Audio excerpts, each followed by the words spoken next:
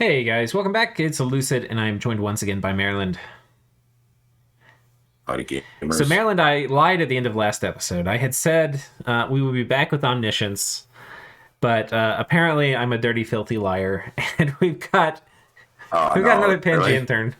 So, yeah, we'll just see what's happening here.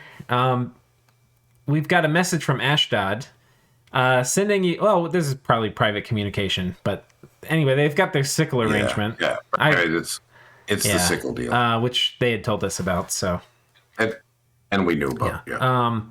bunch of Curse of Bloods getting dropped, and Forces of Darkness getting cast. Basically the same deal. So he's on rinse and repeat. Uh, Oh, somebody yeah, drowned. Commander drowned. Don't know exactly what happened there. And then bunch of blood Took off hunting. its horror These horror attacks. attacks are Little not Leon. caused if they're down here in the list. These are caused by horror marks, not by Yeah. forging. Or no, maybe these are forging actually. I don't remember where the forging ones happen. Oh, yeah. That guy's fairly marked. Yeah. Oh, he wins that. I wish you would tell us how many marks you've got. That would be useful. Yeah, but Ooh, Defiler that's of all part Green. of the mystique. Oh yeah. Pan is definitely gonna pay for all the lifelong protections he's forged to this point. Because these lifelong Ouch. protections curse you a ton. Yeah, they're 10%. I Yeah. think And is the taint. and It's one of the and higher if taints. It's not as bad as Soul right, if you're Contract. cursed though, like if it's a cursed item, it also increases the rate at which any horror marks like manifest. Like the likelihood that you are to get attacked Right. if it's on a cursed item. Anyway, basically when Astral Corruption goes up, that puts a pretty freaking hard time cap on how long your lifelong protection people are going to live. Well, the horror mark on lifelong is 5%, and then you add in the curse factor. If you compare it to Lightless Lantern, is only horror mark Yeah. 3%. But the biggest taint that I remember looking up is Soul Yeah. Contracts, and they're at 10, I think. So, it's not showing up. Okay, these appear to be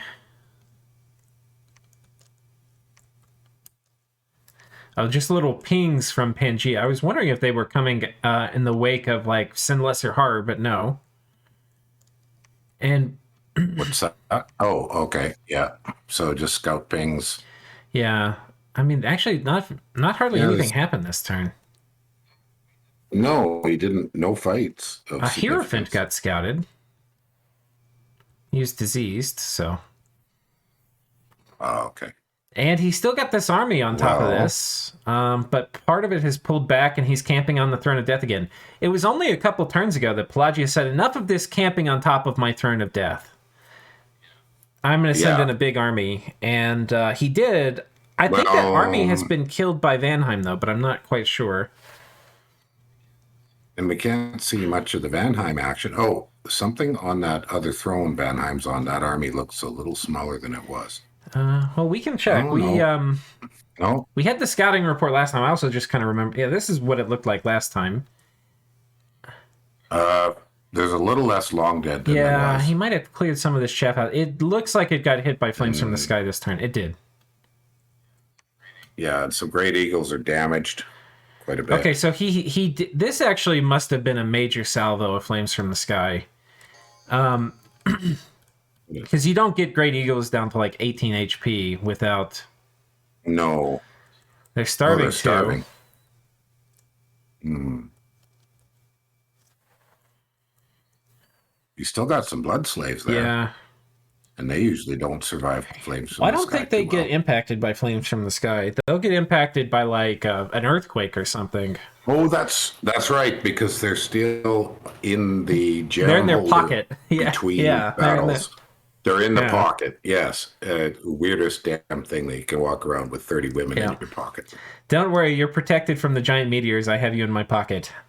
I may die from it. Yeah, Well, I guess yeah. they can die if the guys whose pocket they're in dies. So Right. But no, so good point that my glancing at them doesn't Well, I'm going to go back and demonstrate see. much. This was 250 this turn. What was it the previous turn? Because that's kind of maybe some of the more important things. Well, there was more long dead there, that's for sure. So, oh wow, 360. Oh. So crossbowmen. The Vans there were Skin 70. shifters. The Storm Demons there were 13. Here, hang on, let me Yeah. screenshot that, and then we can compare. So give me a second here.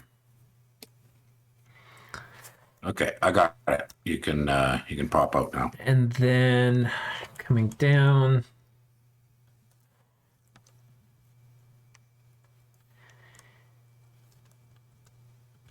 So yeah, 70 Vans. So he lost Okay. 22 22. Vans. The Storm Demons he actually lost a fair number of. He had 13, Yes, he lost so yeah. 8.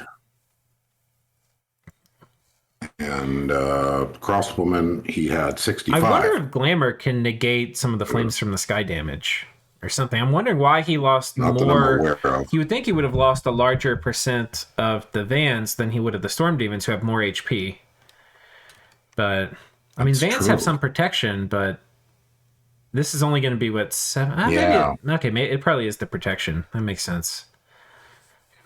I think Yeah. this got hit by at least 3 Flames from the Sky. Sure looks that way. Now, Magi-wise, Van Jarls, there's 14. Okay, that looks like none.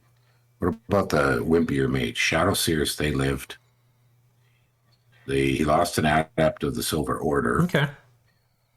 And Windmasters, that Okay. one's fine. Vampire Lords, he brought more in. So mostly he lost the softer troops. Yeah. But all things considered, that's not bad because, the critical ones, well, the Storm Demons hurts. Yeah. But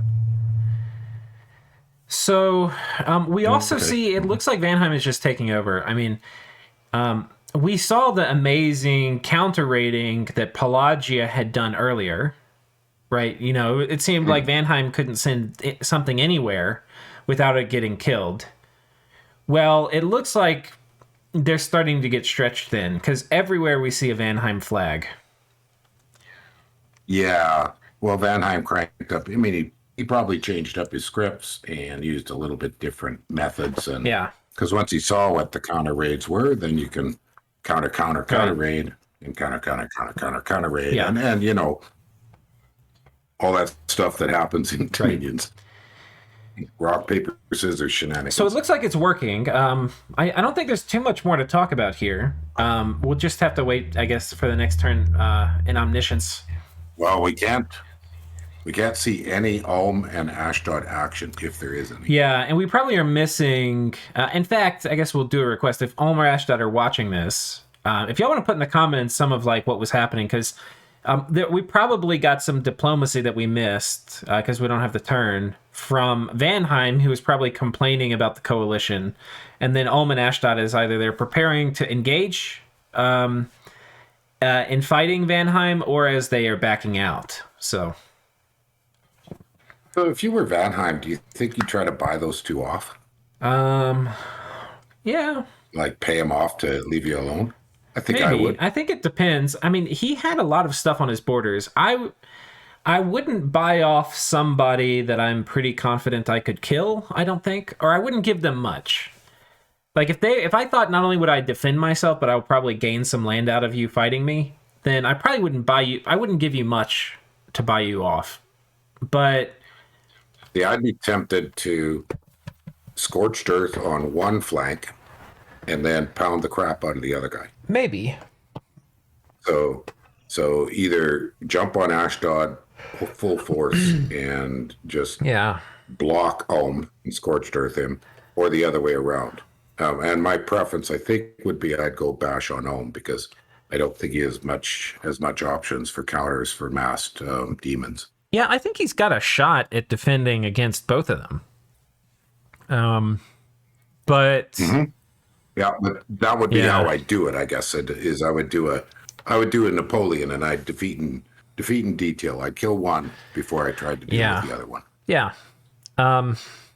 So I don't know. And, I think next turn we'll have a lot better look. I think next turn may even be the first turn of the war, if they're allowed to attack. So something like that. I thought it was 104 was what we got. Yeah, we might have, and that would be good if we have one turn before 102. the war starts. So another quick episode for you guys, but better to have something. Otherwise, it was just going to be a 2-turn gap. Yeah. No, it's good to put up at least something. And Pan's a good one for us to do this from because he borders so much. His little dryad tendrils reaching across the whole world. Mm-hmm. His poor income graph. I just saw something. Ulm has a siege force in a pond. Oh, yeah. So I think we saw that before. He had sent us a message where Pangaea had said, hey, why don't you take this from Pelagia? And Ulm wanted it to be secret that he peaced out with Pelagia. And so he asked Pelagia if he could siege this down to prolong the ruse that they had peaced out. Right. So we'll see if... And that's looks like a really low commitment. And it could be mechanical men and corpse. It could be he's like, hey, I won't storm it, just let me siege it, and I'll put enough on there where it'll take me 10 turns to siege through or something, Yeah. So, although constructs siege pretty quick. Yeah, they're pretty strong, but it's only 50, and there's going to be some siege defense here, and it's 500 wall integrity. It'll take a long time, but yeah. Okay, guys. Okay. Well, this is a quick one, and we'll see you next time.